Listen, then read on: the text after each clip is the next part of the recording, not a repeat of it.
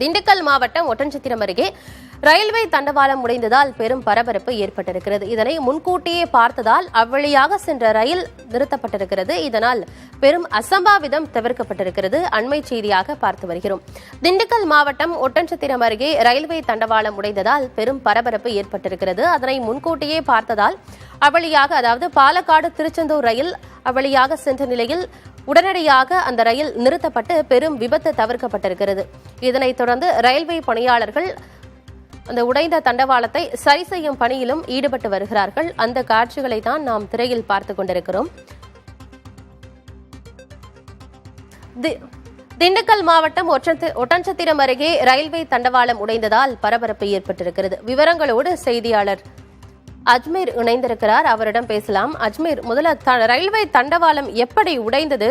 இதை முன்கூட்டியே அறிஞ்சதுனால அந்த வழியா ரயில் பாதியிலே நிறுத்தப்பட்டிருக்கு. அவர்கள் பாதுகாப்பா இருக்கிறாங்களா அஜ்மீர்?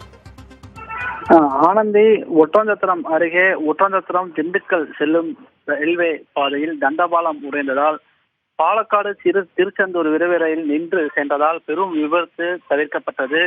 திண்டுக்கல் மாவட்டம் ஒட்டன்சத்திரம் வழியாக திண்டுக்கல் சாலை மார்க்கமாக பாலக்காட்டில் இருந்து பழனி வழியாக திருச்செந்தூருக்கு ஒட்டன்சத்திரத்தில் இருந்து 10-30 சுமார் 500க்கும் மேற்பட்ட பயணிகளை ஏற்றிக்கொண்டு கிளம்பி வந்த விரைவு ரயிலானது காமாஜிபுரம் என்ற இடத்தில் வரும்பொழுது 2 இடங்களில் தண்டவாளம் உடைந்து இருந்தது.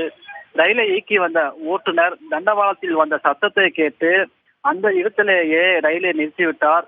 பின்பு ரயில்வே பணியாளருக்கு தகவல் கொடுக்கப்பட்டு அங்க வந்த பணியாளர்கள் தற்காலிக தண்டவாள இரும்பு அமைத்து பின்பு அந்த ரயிலானது சென்றிருக்கிறது.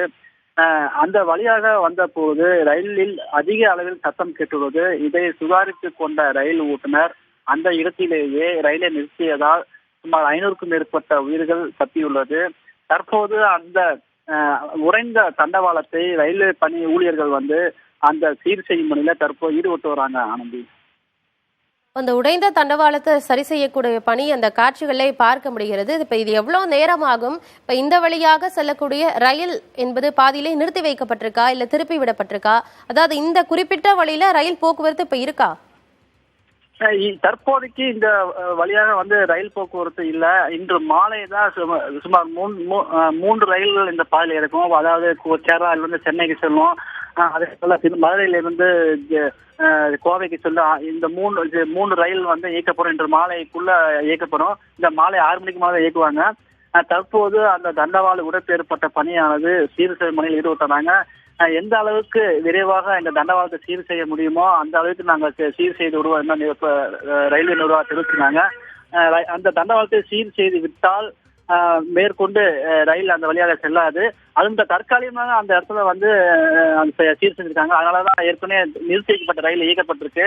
ஒருவேளை அந்த மாதிரியான வகையிலும் ரயில் இயக்கிறதுக்கான நடவடிக்கை இருக்கு. ஆனந்தி, முன்கூட்டியே பார்த்ததால பெரும் விபத்து என்பது தவிர்க்கப்பட்டிருக்கிறது. தற்போது அந்த வழியாக ரயில் போக்குவரத்து இப்போதைக்கு இல்லாதது. இன்று மாலைக்குள்ளாக அந்த வழியாக வழக்கமாக இயக்கப்படும் ரயில்கள் இயக்கப்படுவதற்கான வாய்ப்பு இருக்கிறதாகவும் சொல்லியிருக்கீங்க. தகவல்களை வழங்கியமைக்கு நன்றி அஜ்மீர்.